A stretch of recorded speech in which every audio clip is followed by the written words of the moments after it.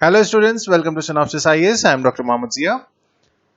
We have arrived to our 10th video on medieval history और आज हम north की तरफ से थोड़ा सा मूव करते हैं because we have concentrated a lot on the Delhi Sultanate as well. So आज हम बात करेंगे साउथ की, आज हम बात करेंगे डेक्कन की और आज हम बात करेंगे विजयनगर और बहामनी किंगडम्स की। ये उस दौर में मिडिवल इंडिया में एक बड़ा ही इंपॉर्टेंट रोल प्ले कर रहे थे क्योंकि अलाउद्दीन खिलजी के अलावा शायद ही कोई सुल्तान था। ऑब्वियसली मोहम्मद बिन तुगलक ने उसको फॉलो अप किया, लेकिन हर कोई उस कोशिश में मेजरली, इवन अगर आप कहोगे आगे चल के अकबर भी नाकाम होता है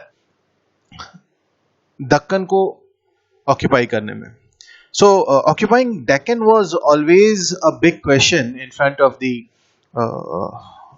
the empire and in front of the sultans or the kings of the Delhi.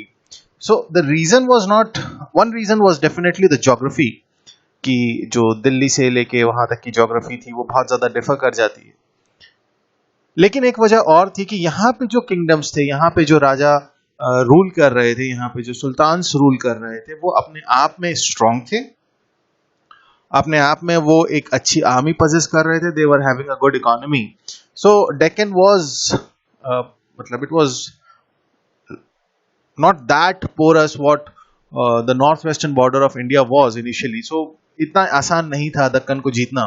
तो आज हम यही देखेंगे कि किस तरीके से विजयनगर और बहामनी किंगडम्स ने अपना अपना रोल प्ले किया और क्या उनकी कहानी थी हिंदुस्तान की तारीख में.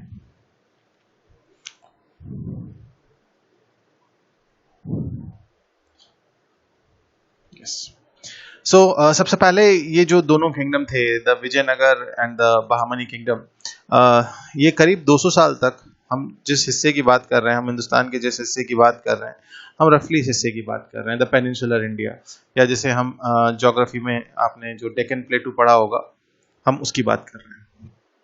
नो डाउट इन्होंने ना सिर्फ not only they built magnificent capitals and cities and beautified them, but also provided for law and order. देखो, हमेशा मैंने यही चीज आपको बताई है कि कोई भी एम्पायर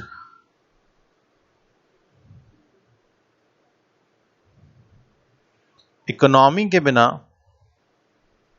सरवाइव नहीं कर सकता, और कोई भी इकोनॉमी को मेंटेन करने के लिए हमें चाहिए एडमिनिस्ट्रेशन. इसीलिए जब भी चाहे आज के दौर की भी आप बात करोगे तो सवाल, जैसे like the time I am recording this, we are going to the second wave of COVID, तो आज सवाल ये नहीं है कि किसने लापरवाही की, किसने नहीं की. हर कोई, जब फैसिलिटीज की बात आती है, जब हेल्थ सर्विसेज की बात आती है, आप एडमिनिस्ट्रेशन की तरफ देखते हो कि एडमिनिस्ट्रेशन क्या कर रहा है. एंड अल्टीमेटली अगर एडमिनिस्ट्रेशन नहीं होगा तो इकोनॉमी नहीं होगी, इकोनॉमी नहीं होगा तो वो जो द सेंस ऑफ नेशनहुड है, या जो रियलिटी है, वो कहीं ना कहीं ब्लर होना शुरू हो जाती है. So this is valid everywhere. जब हम कहते हैं कि विजयनगर और Bahmani kingdoms they have ruled for more than 200 years, they have ruled for more than 200 years, means they were having a very sound environment, administrative environment rather, and the buildings that they built were splendid. And सिर्फ उसकी बात नहीं थी, और जब buildings थी, शहर बहुत अच्छे बसाए, कॉमर्स एंड हैंडीक्राफ्ट्स को उन्होंने, क्योंकि उनके पास ये जो हमारा सी कोस्ट था दोनों तरफ से, वो था, किसी के पास कोई सा हिस्सा था, किसी के पास कोई सा हिस्सा था.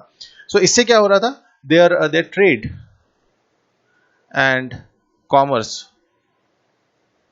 That was great. I mean वो बहुत ही ज्यादा फ्लरिशिंग मोड में था. हम बात करते हैं सबसे पहले विजयनगर एम्पायर की. Vijayanagar empire was founded by Harihara and Bukka. ये दो, मतलब 5 भाइयों में से ये 2 थे. और ककाटियाज जो वारंगल के और रूलर थे, उनके ये फ्यूडेटरी थे, और अपनी एबिलिटी से बाद में उनके मिनिस्टर बनते हैं, और modern they become minister in the kingdom of Kampili in modern day Karnataka. लेकिन it was overrun by Muhammad bin Tughlaq for giving refuge to a Muslim rebel, and the 2 brothers, ये कैद कर लिए गए इनको. they were converted to Islam and appointed to deal with the rebellions there. और बाद में इनके जो गुरु थे विद्यारण के मतलब उनके इंसिस्टेंस पे ये वापस जो है ये पहले ये हिंदू थे, बाद में इन्होंने मोहम्मद बिन तुगलक के दौर में इस्लाम कबूल किया और बाद में फिर ये विद्यारण के इंसिस्टेंस पे और इन्होंने वापस हिंदुइज्म को एम्ब्रेस किया and they established their capital at Vijayanagar. So अगर आप विजयनगर एम्पायर को समझें, सो यहाँ पे 4 डायनेस्टीज मेजर जिन्होंने रूल किया। संगम डायनेस्टी में हरिहर, बुक्का, हरिहर 2, देवराया 1, देवराया 2। सुलु डायनेस्टी या सुलुवा डायनेस्टी जिसमें नरसिम्हा सुलुवा थे। तुलुवा डायनेस्टी में नरसिम्हा तुलुवा, कृष्ण देवराया, ये बहुत इंपॉर्टेंट है, कृष्ण देवराया, उसके अलावा सदाशिव राया, और फिर अराविदु डायनेस्टी जिसमें तिरुमाला और Sriranga. So this is important to understand that the whole of the Vijayanagar Empire was ruled by these 4 dynasties, जैसा कि हमने दिल्ली सल्तनत में देखा। अब हमें सवाल यह है, क्योंकि देखो हम जब भी दिल्ली सल्तनत को जहां पढ़ा, हमने वहां पे जो भी सोर्सेस थे, चाहे वो ट्रैवलॉग्स थे, चाहे वो किसी की किताब बायोग्राफी थी, ऑटोबायोग्राफी थी, इन सारी चीजों का हमने रेफरेंस लिया। उसी तरीके से यहाँ पर भी हम देखते हैं कि जो विजयनगर किंगडम है उसके सोर्सेस क्या क्या थे। First of all the ruins of Vijayanagara empire itself, which includes palaces and temples, monuments and many secular buildings such as elephant stables and lotus temple, all these things. The question here, all this forms the archaeological evidences of Vijayanagar Empire. उसके अलावा inscriptions हैं जिसमें कि वहाँ की political, social और economic history का जो है हमें डिस्क्रिप्शन मिलता है। तमिल में है, तेलुगु में है, कन्नड़ में है। So this is important. Numismatics, coins की हम जब स्टडी करते हैं, the Vijayanagar rulers such as Varaha और the gold coins which have the names of the Vijayanagar rulers, और तो वो अपने नाम से कॉइन्स इशू करते थे, तो ये coins they were important. The figure, और उन्हीं कॉइन्स पे हमें हिंदू डाइटीज के फिगर्स मिलते हैं, एनिमल्स मिलते हैं on the other side. So this shows that yes, religion was an important part in this. उसके अलावा लिटरेरी सोर्सेस, कृष्ण देव राया ने जो अमुक्त मर्यादा लिखी तेलुगु में, उसके बाद Jambavati Kalyanam in Sanskrit, Manucharitram of Pidana, then Gangadasa Pralapa Vilasam जो the siege of Vijayanagar Brahmins उसके बारे में है। फिर Madura Vijayam of the Ganga Devi, the conquest of Madurai by Bukka 1, और this Saluva Bhyudayam of Rajnath Dindima, the history of Suluva dynasty. So these are like the various important literary sources. ये prelims के perspective से बहुत important है, इसलिए मैंने इनको थोड़ा सा highlight किया है.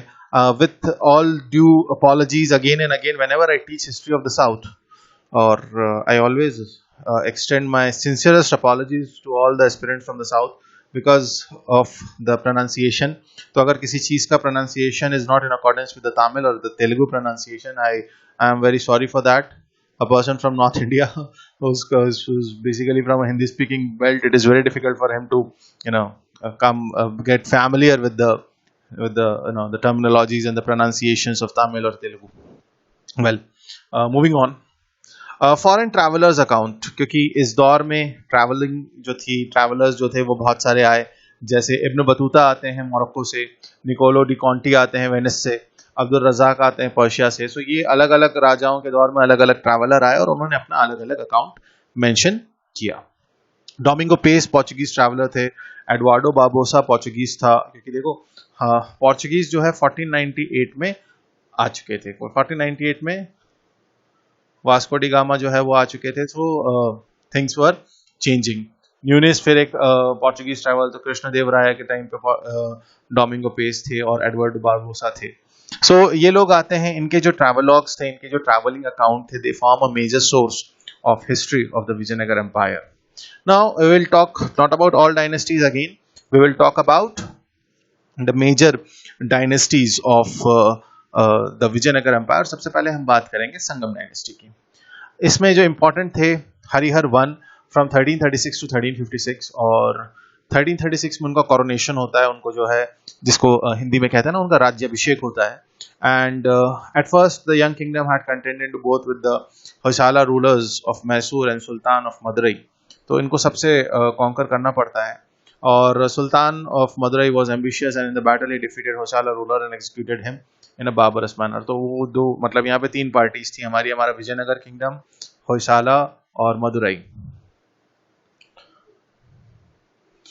तो पहले क्या होता है, ये जो मदुरई वाला सुल्तान है ये इनको मार के इनको एलिमिनेट कर देता है और होयसाला किंगडम जो है वो डिसइंटीग्रेट हो जाता है, जो कि चांस देता है. देखो, एक का नुकसान दूसरे का फायदा. आप किसी की आपदा किसी का अवसर, वो वाली चीज है. सो तो होयसाला की आपदा में हरिहर बुक्का ने अपना अवसर ढूंढा और उन्होंने अपना जो छोटी सी प्रिंसिपैलिटी थी उसको एक्सपैंड करना शुरू किया. And finally with in 10 years 1346 तक ही विजयनगर रूलर्स के हाथ में जो होयसाला किंगडम था वो पूरा आ चुका था.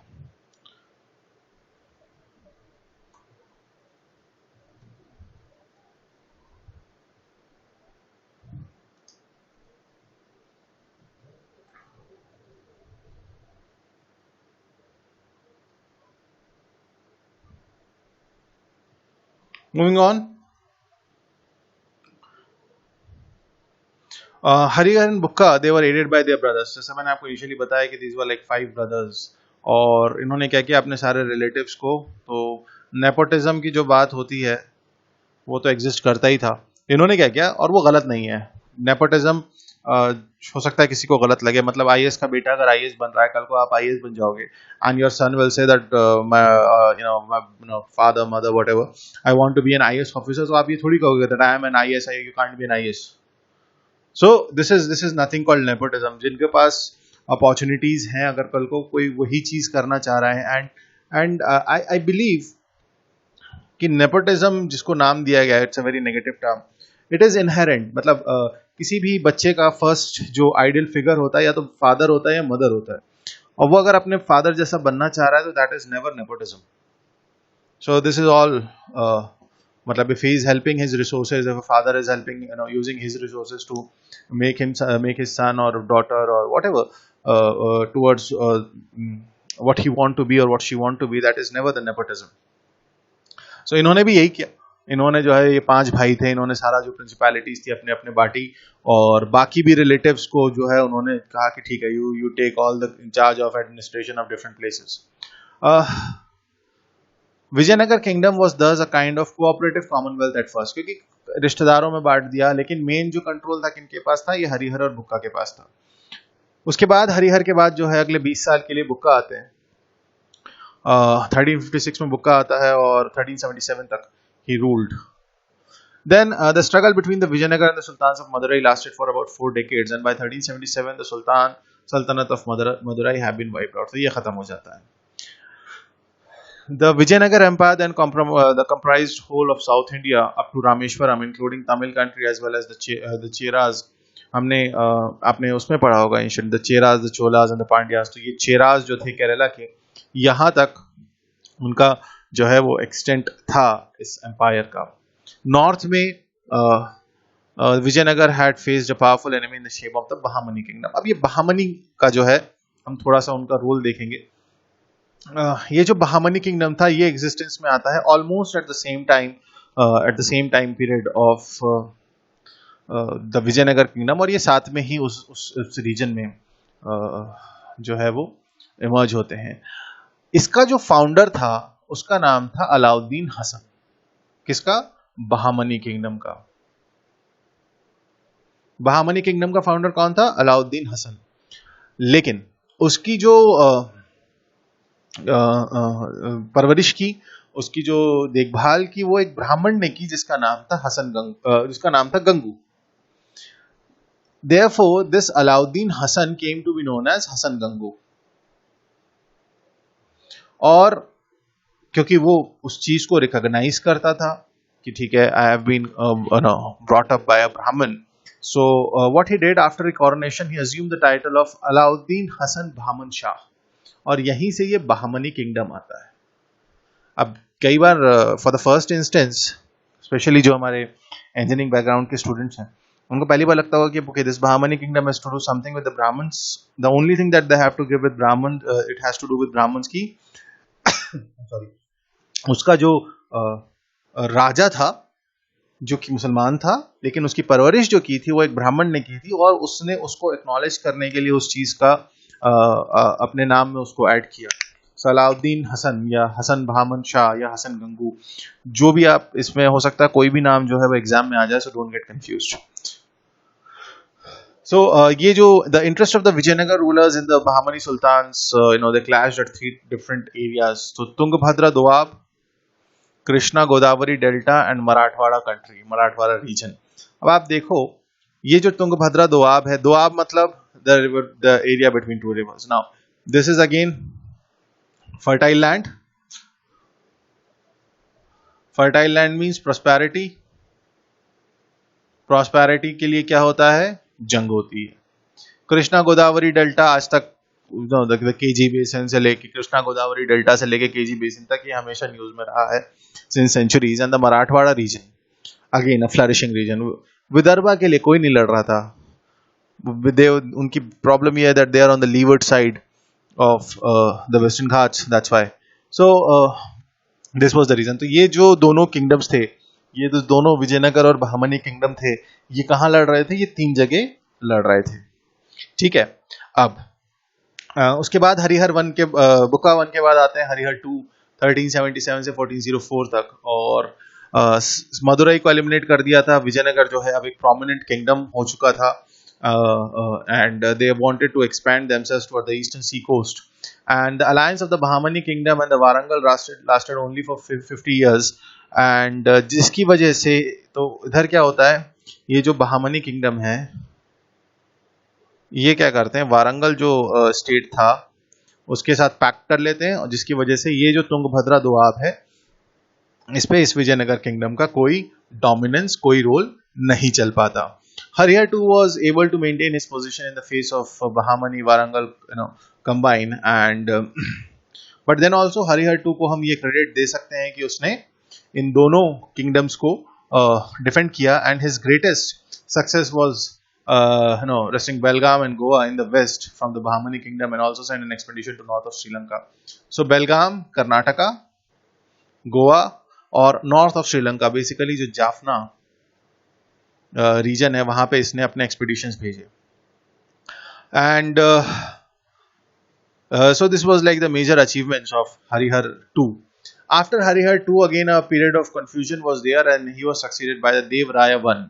अब ये जो राया वर्ड है ना, इट मीन्स राजा, ध्यान रखना। So this is for specially for now for the South Indian, there is nothing like south north south divide, I am just the South Indian word is just to designate the Dravidian speaking region of the country.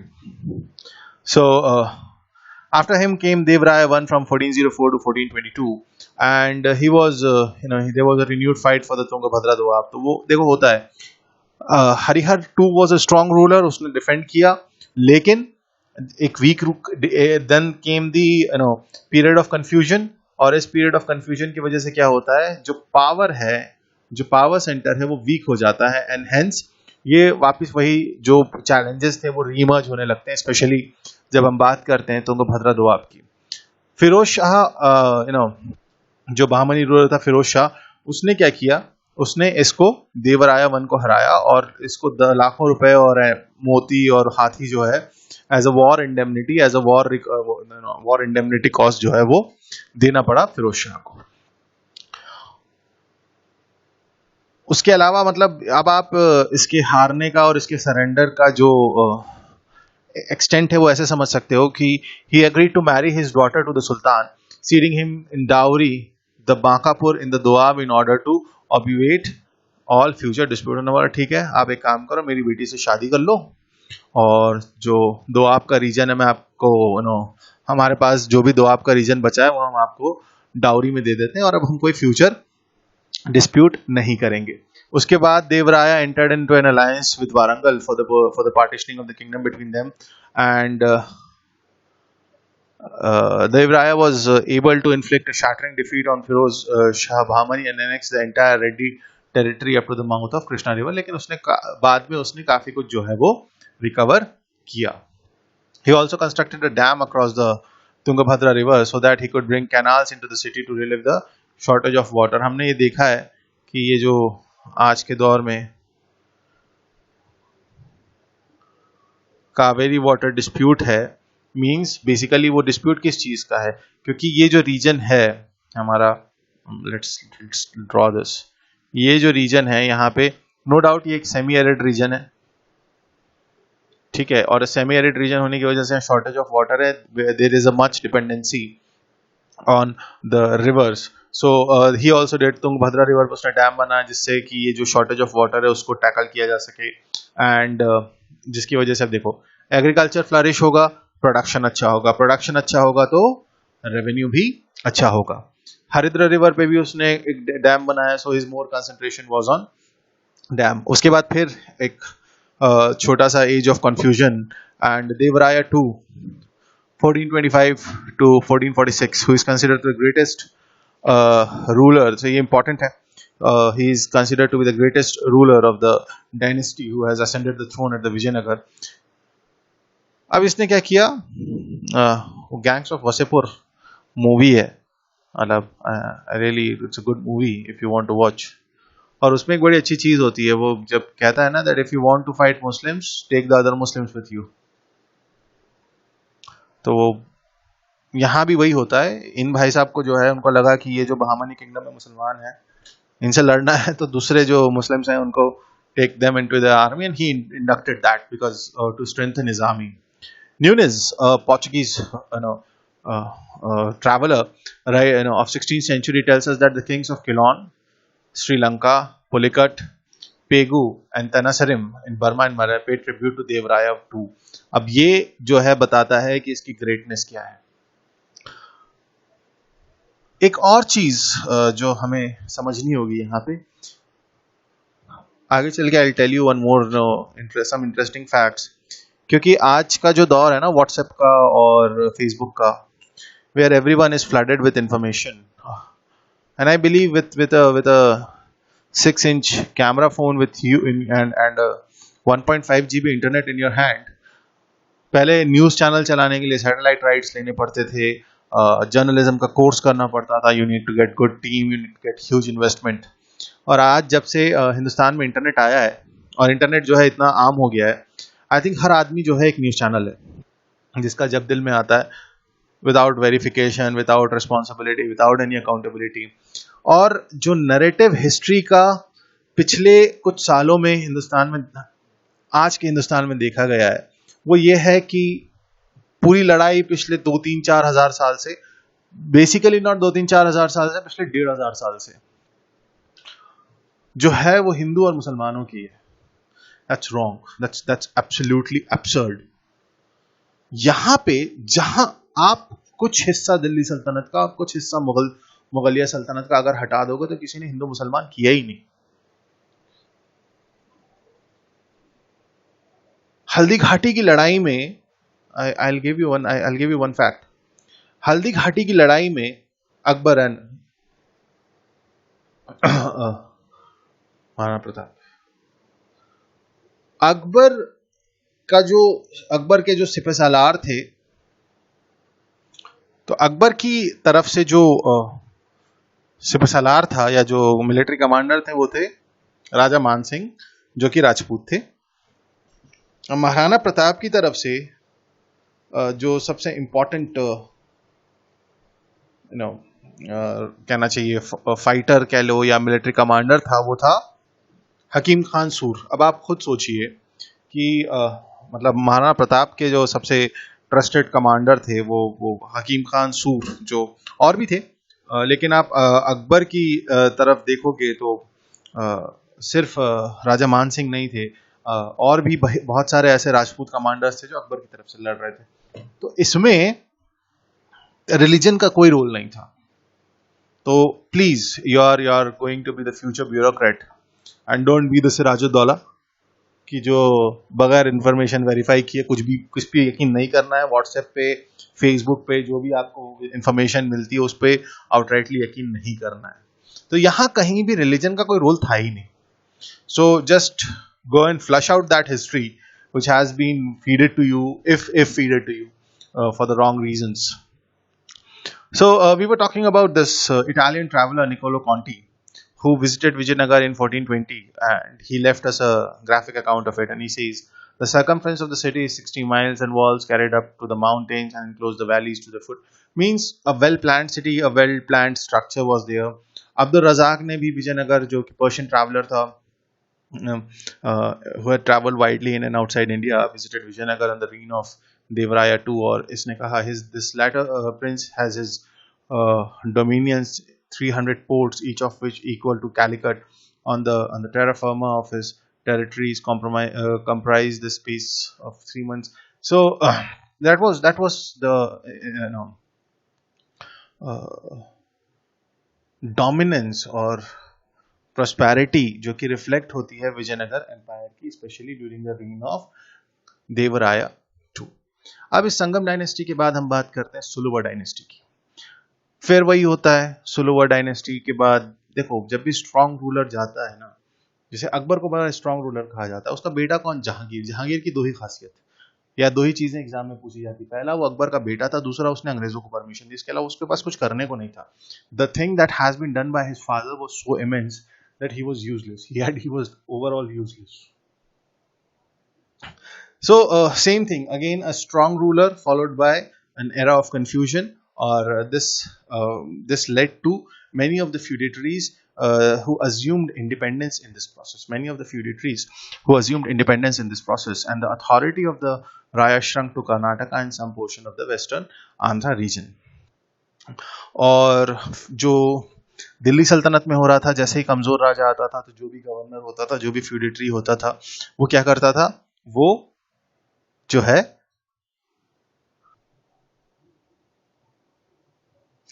This happened here also. So governor gone, sorry, the strong king gone, the governor ने क्या किया? Take over कर लिया. यहां भी यही होता है. और सुलुवा जो है, या सलुवा डायनेस्टी जो है, वो टेक ओवर करती है. And the Saluwa restored the internal law and order and founded a new dynasty. और ये भी ज्यादा दिन नहीं चल पाया.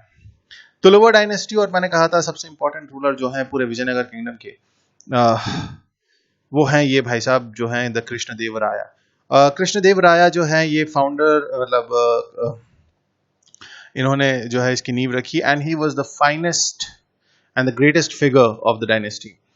Krishnadeva not only he reestablished the internal law and order and also deal with the old rivals of the Vijayanagar, जैसे Bahmani kingdom, state of Odisha, ये जो पुराने जो रूलर्स थे, उनको जो विजयनगर को एनेक्स करना चाह रहे थे, ये उनको भी इसने डील किया. He had to contend with the Portuguese whose power was slowly growing. तो अब देखो कब आए हैं ये? 1509. और 1498 में पोर्चुगीज आ चुके थे, और पोर्चुगीज जो है अब अपने आप को स्टैब्लिश करना चाह रहे थे इंडिया के अंदर. They were using their control over the seas to browbeat the smaller vessel states of the Vijayanagar in the coastal areas. तो अपना इन्होंने dominance यूज किया, और जो छोटे राज्य थे, छोटे किंगडम्स थे, उसको इन्होंने कहना चाहिए कि they did not allow them to grow. And there was a series of battle. तो उसने पहले उड़ीसा को रिस्टोर किया, which were up to the river Krishna तक. फिर उसके बाद उसने when this happened, Krishnadeva Raya, he emerged as the strongest military power in the south. Domingo Pace, who was an Italian Venetian traveler, और उसने काफी वक्त गुजारा इनके कोर्ट में, और he compared him as one of the greatest ruler of the world at that point of time. The most important thing that you have to remember from this Krishnadeva Raya is the Ashtadikgaja. अष्टदिग्गजा, जैसे हम आगे चल के देखेंगे, अष्टप्रधान होंगे शिवाजी के दौर में, मुगल्स के दौर में नवरत्न होंगे, अकबर के दौर में खास तौर पे. वैसे ही यहाँ पे अष्टदिग्गजा कौन कौन थे ये? तो इन अष्टदिग्गजा में सबसे पहले थे अल्लासनी पेरन्ना, who is also called as Andhra कविता पितामह, और मनुचरित्रम, हरिकथा, सराम समूह, ये सारी इनकी इंपॉर्टेंट वर्क्स हैं. Then Nandi Thimmana, Madayya, then Dhurjati, Ayyala Raju, then Tenali Rama, ये बड़ा ही, तो वो जो तेनाली राम सीरीज आती है नो टीवी पे, ये वही तेनाली राम है और ये वही कृष्णदेवराया हैं जो थे. So this is about.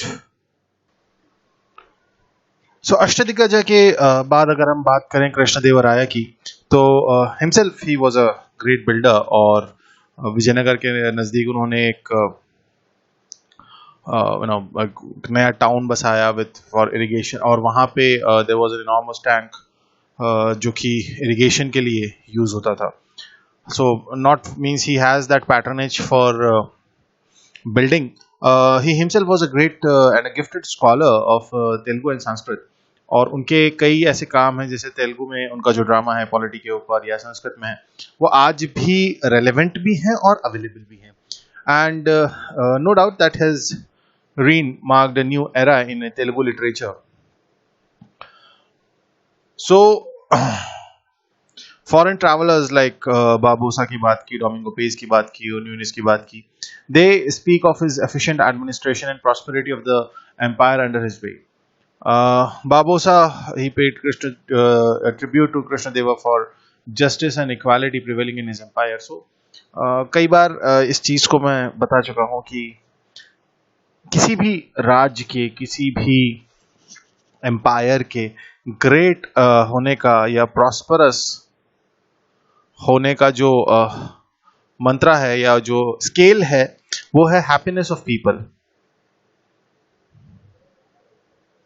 और ये हैप्पीनेस ऑफ पीपल कैसे अचीव होती है? ये अचीव होती है when the elements like justice and equity they prevail in the society. So this was there, और हम इस चीज को मानते हैं कि ये होगा, क्योंकि जब भी कोई ट्रैवलर इस तरीके का अकाउंट देता है, जब भी कोई ट्रैवलर इस तरीके की इंफॉर्मेशन देता है, तो वो ये माना जाता है that yes he is viewing that thing from a third person perspective, और बायसनेस का एलिमेंट थोड़ा सा कंपैरेटिवली कम होता है इस केस में.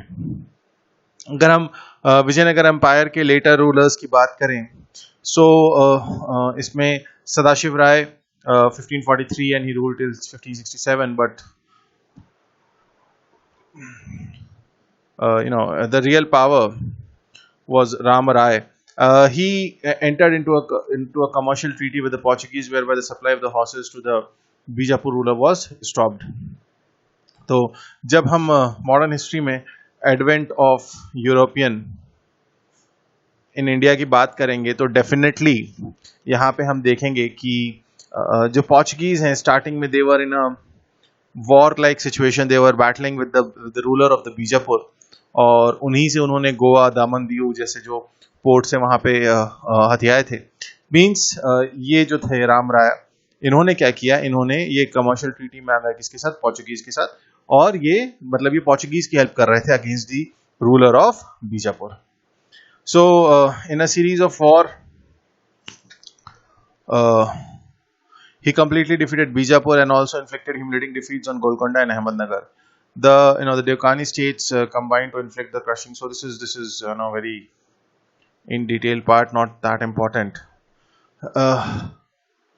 He was executed later on, or yes, this battle of Talikota is very important, or the battle of Rakshas Tangadi, because यहीं पे जो है राम राजा, क्योंकि उसने इतना ज्यादा डैमेज, अलग अलग दुश्मन ज्यादा बना लिए थे, जिसकी वजह से क्या होता है, वो he was surrounded, taken prisoner and immediately executed. बोले इसको जिंदा रखने का कोई भी ऑप्शन ही नहीं है, इसको जितना जल्दी हो सके finish him off. This was what decided in that battle. Battle of Bannihattal is generally considered to be the end of Vijayanagara empire. Although इसके बाद भी वो करीब 100 years रहा, लेकिन फिर भी इम्पोर्टेंट मतलब बैटल इम्पोर्टेंट है.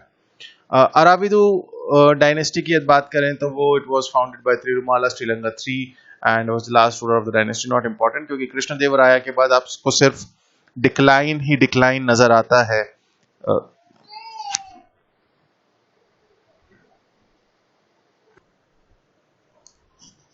Now let us talk about the administration of the Vijayanagar Empire.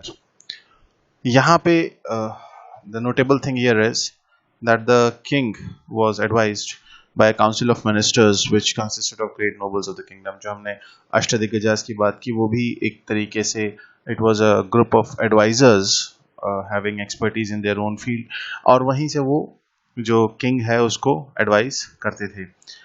Administrative अगर उसकी बात करें डिवीजन की, तो the kingdom was divided into the rajya और द मंडलम, एंड जिसके नीचे they were called nadus and sthala and then gram.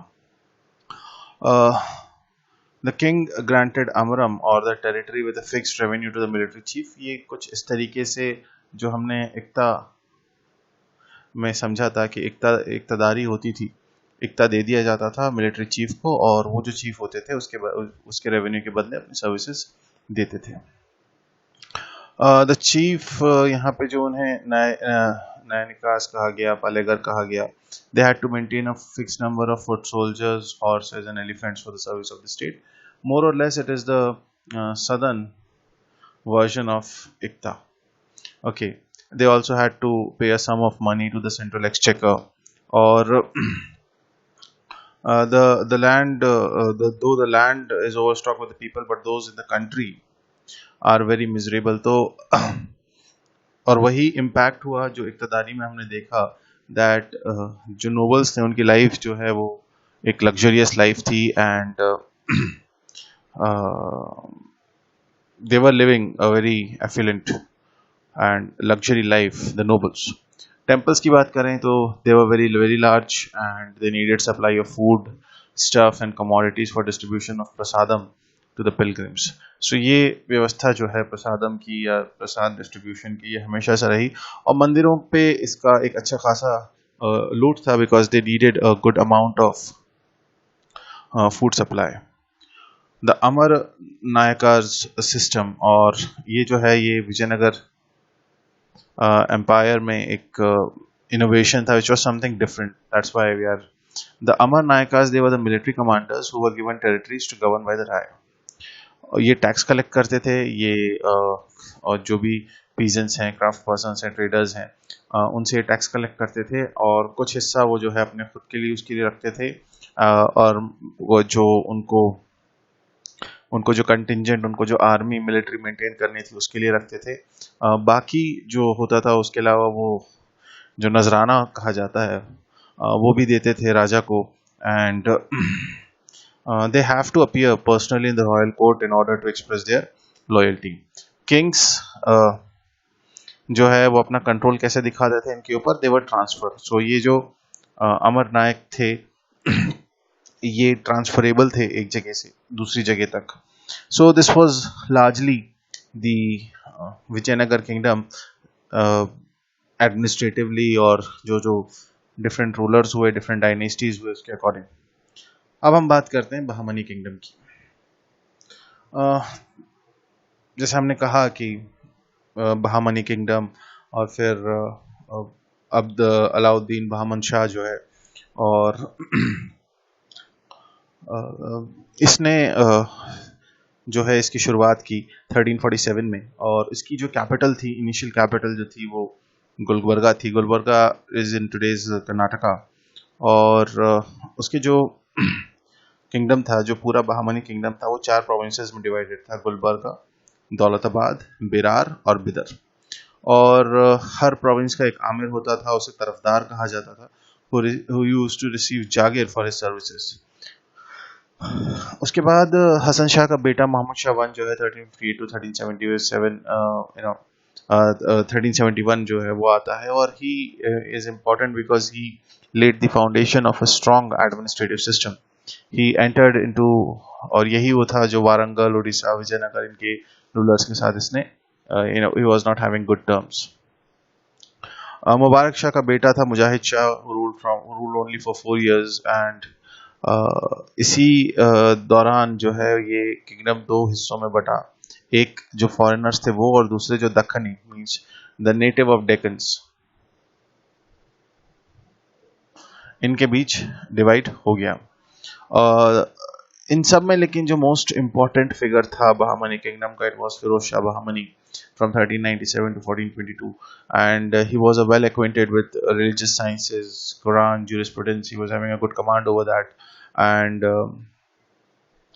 botany, geometry, और इन सब में भी उसका एक interest था. He was a good calligraphist and a poet and extempore verser. So he was a person of remarkable intellect.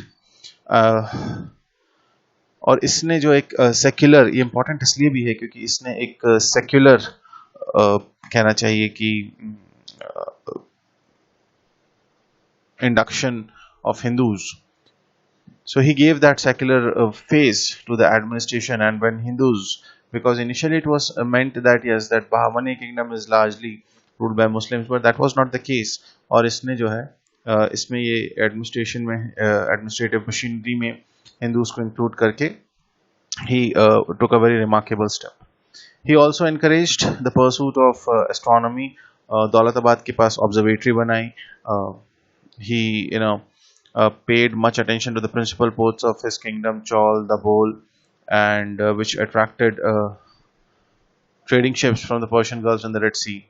Firoz Bahmani started the expansion towards Berar by defeating Gond Raja Narsingh Rai of Kerala.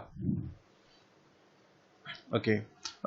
It was restored to Narsingh, who made an Amir of the kingdom and given the robes of the state, including an पहले उसने उसे कब्जा किया और फिर नरसिंह को ही जो है वहां का अमीर बना दिया.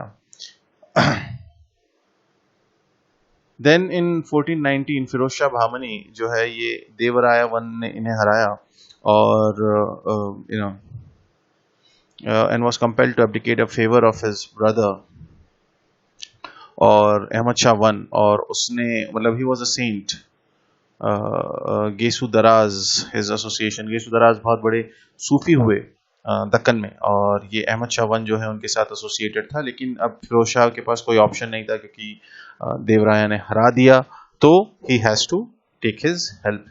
एंड अब जो नई टेरिटरीज उसने ऑक्यूपाई की, तो what he did one more important change, that he shifted the capital from Gulbarga to Bidar. उसके बाद जो नेक्स्ट इंपॉर्टेंट फिगर है बहामनी किंगडम का वो है मोहम्मद गवान. एंड कहना चाहिए कि जो बहामनी किंगडम है it reach its peak during the rule of Mohammad Gawan, और जो he was of Persian origin. तो ये यहाँ पे वो जो हमने स्टार्टिंग में देखा था ना, यहाँ पे पर्शियन भी लोग थे और जो नेटिव दक्कन के लोग थे वो भी थे, और इनके बीच एक रिफ्ट हुआ. तो ये जो था मोहम्मद गवान, ये एक पर्शियन ओरिजिन का था, पहले ट्रेडर था, एंड देन ही वाज जो है he was introduced to sultan and he became his favourite, and he was given the title of Malikul Tujjar. So Malik, well, the title that was given to him was this.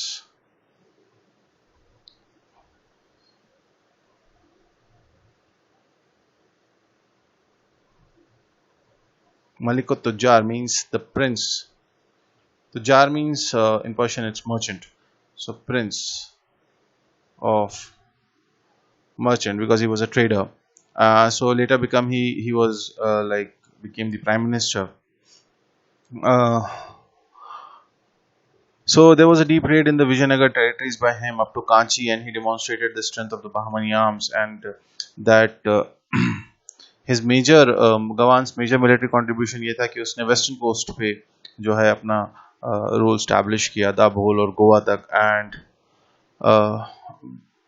it was taken from the Vijayanagar Empire, and he had to wage a series of bitter battles against Mahmud Khilji of Malwa over Berar. So यहाँ भी हमको दिखता है कि अब यहाँ पे भी आप देखिए Mohammad Gawan is fighting Mahmud Khilji. So they were fighting over Berar.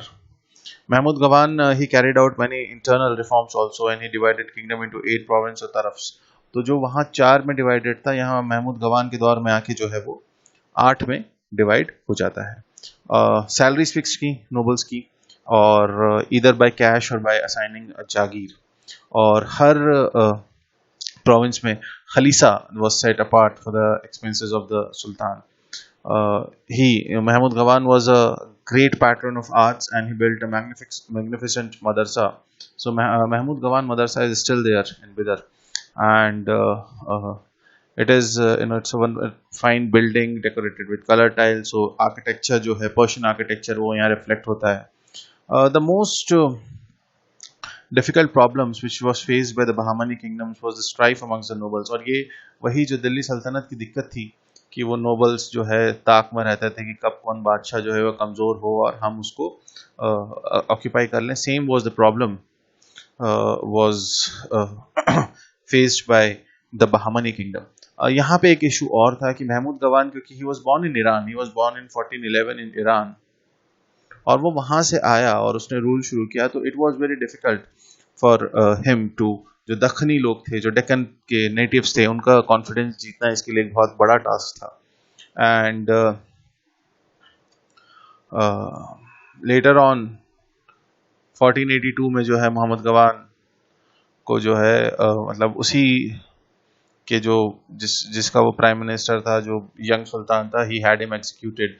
Mahmood Gawan was was like 70 years old at that point of time. लेकिन उसके बाद क्या होता है कि this so he was, because he was having a strong military hold, तो जो एम्पायर था वो कंसोलिडेटेड था. लेकिन बाद में इमीडिएटली क्या होता है, Bahmani kingdom divided into 5 principalities: Golconda, Bijapur, Ahmednagar, Berar और बिदर.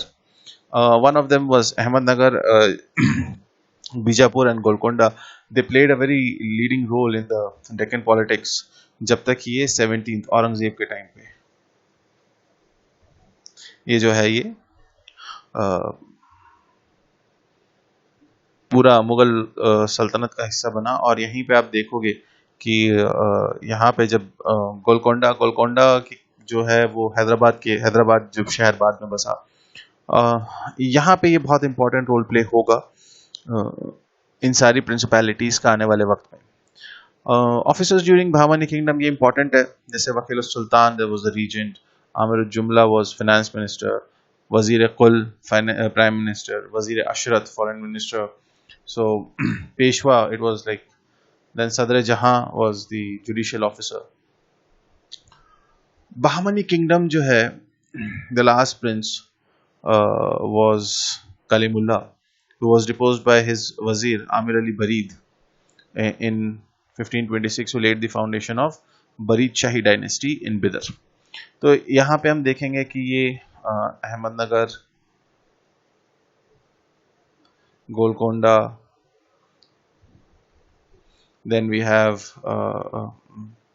गुलबर्गा, बिदर एंड बिरार. तो हर जगह एक डिफरेंट डायनेस्टी, जैसे बिदर में बरीद शाही डायनेस्टी थी. शाहजहां ने 1636 में अहमदनगर को मुगल एम्पायर में इंक्लूड किया, बीजापुर को 1686 में गोलकोंडा में सो ये यहाँ पे औरंगजेब ने बीजापुर को किया, गोलकोंडा को 1687 में, अहमदनगर एनेक्स्ड बिरार इन 1547, बीजापुर एनेक्स्ड बिदर इन 16. तो ये आपस में भी लड़ते रहे, और इनकी इस कमजोरी का, इनके इस डिवाइड होने का जो फायदा है वो किसने उठाया, वो औरंगजेब ने उठाया या मुगल एम्पायर ने उठाया. शाहजहां खुद नहीं आए थे, ये चीज आपको ध्यान रखने वाली होगी. शाहजहां ने भेजा औरंगजेब को ही था, क्योंकि Aurangzeb was the governor of Deccan. और आगे चलकर जब हम मुगल एम्पायर देखेंगे, जब वॉर ऑफ सक्सेशन होगा शाहजहां के बाद, तो Aurangzeb will March from Deccan towards Agra. ये एक इंपॉर्टेंट पॉइंट है कि यहाँ पे होता क्या है. जैसे बीजापुर was like 1489 में बनता है, और it was ruled by Adil Shahi dynasty, Yusuf Adil Shah. Ahmednagar 1490 Malik Ahmad, Nizam Shahi dynasty. Berar Imad Shahi dynasty. Golconda ये कुली कुतुब शाह ने किया, और कुतुब शाही डायनेस्टी. आपको ध्यान रखना है, क्योंकि अमूमन क्या होता है, हैदराबाद को हम जोड़ देते. गोलकोंडा मतलब हैदराबाद सिटी उसके बाद बनता है, पहले गोलकोंडा था. जब हम हैदराबाद का नाम सोचते हैं तो हमें निज़ाम जो है वो समझ में आते हैं. तो निज़ाम शाही, यहाँ कंफ्यूज मत होना. ये इसको इम्पोर्टेंट इसलिए है कि शायद ये मैच टाइप के क्वेश्चंस में या स्टेटमेंट फॉर्म में आ जाए. बिदर बरीद शाही, आमिर अली बरीद. ये डिफरेंट स्टेट्स हैं. तो this table is very important for you, क्योंकि इससे आप एक क्वेश्चन अगर एक्सपेक्टेड है तो ये यहाँ से कहीं आ सकता है. So take good care of this table.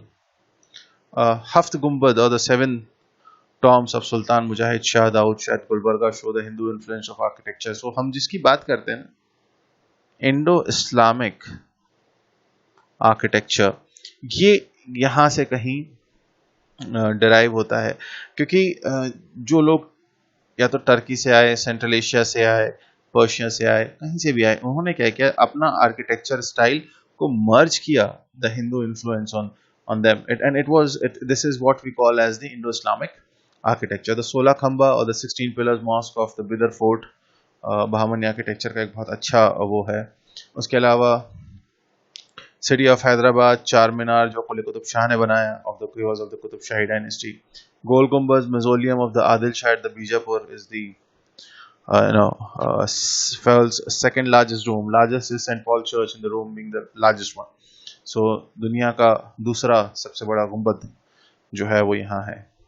अब इस दौरान अगर हमने अब तक जो पढ़ा, उस दौरान क्या क्या दूसरे डेवलपमेंट हुए, ये हम यहाँ पे देख सकते हैं. 1200 to 1300 हमारा 1206 उस सेंचुरी का इंपॉर्टेंट इवेंट किया, जो हमारा दिल्ली सल्तनत होता है. 1300 से 1400 यानी कि 14वीं सदी में, 14th सेंचुरी में इंपॉर्टेंट इवेंट्स विजयनगर, बहामनी सल्तनत ऑफ जौनपुर, कश्मीर एंड मदुरई. ठीक है. नेक्स्ट सेंचुरी में important event Gajapati kingdom of Orissa 1435, establishment of सल्तनत इन गुजरात एंड मालवा, ये होता है. सल्तनत ऑफ अहमदनगर, बीजापुर, बेरार, ये भी हमने देखा. 1510, अब देखो यहाँ पे एक्चुअली एक इवेंट और we should add, this the 1498 जब पोर्चुगीज आए, वास्को डी गामा आए. 15 to 1600 तो यहाँ पे पोर्चुगीज जो है वो गोवा को ऑक्यूपाई करते हैं. It's a major event. Collapse of the Bahmani kingdom जो है ये होता है, गोलकोंडा में सल्तनत आ जाती है. And Mughal empire 1526. सो ये उस दौर के कुछ इंपॉर्टेंट इवेंट्स हैं जो आपको ध्यान रखना है टाइमलाइन में. And the last thing is, yes, Vijayanagara की अगर बात करें, सो ये डिफरेंट कहना चाहिए कि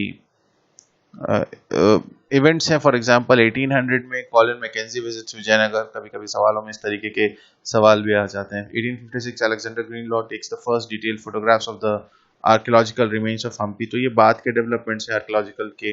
1876 में टेम्पल वॉल साइट का जो डॉक्यूमेंटेशन है वो होता है, कंजर्वेशन शुरू होता है, and Hampi declared as a World Heritage Site. So this is just an add-on. So overall कहानी ये थी कि साउथ में इस टाइम पीरियड में दो मेजर किंगडम्स जो हैं वो स्टैब्लिश होते हैं, विजयनगर और Bahmani kingdom. Vijayanagara largely Hindu kingdom और 4 डिफरेंट डायनेस्टीज उसे रूल करती हैं और बाद में कमजोर पड़ के डिसइंटीग्रेट हो जाती है. उसके बाद जो दूसरा पैरेलल किंगडम डेवलप होता है, ग्रो करता है उस टाइम पे, that is our Bahmani kingdom, largely a Muslim kingdom. ये भी धीरे धीरे चल के डिसइंटीग्रेट होता है और आगे चल के क्या होता है, ये 5 डिफरेंट प्रिंसिपैलिटीज में, 5 डिफरेंट किंगडम्स में जो है वो स्टैब्लिश हो जाता है. कौन कौन से हैं? Bijapur, again I am repeating because this is important. Bijapur Adil Shahi dynasty, Ahmadnagar Nizam Shahi dynasty, Berar Imad Shahi dynasty, Golconda Qutub Shahi dynasty and Bidar Barid Shahi dynasty. बाद में जब, क्योंकि बिदर जब बनता है उसके बाद फॉर 50 odd years ये they kept on fighting with themselves. लेकिन जब मुगल्स स्पेशली शाहजहां के दौर में जब औरंगजेब को दक्कन का गवर्नर बनाया जाता है तो औरंगजेब इस तरफ आते हैं और इन चीज़ों को, इनको सबको ऑक्यूपाई करते हैं. और यहीं से आप देखोगे कि ये Qutub Shahi dynasty, for example अगर हम कहें गोलकोंडा हैदराबाद शहर को कुतुब शाह ने बसाया,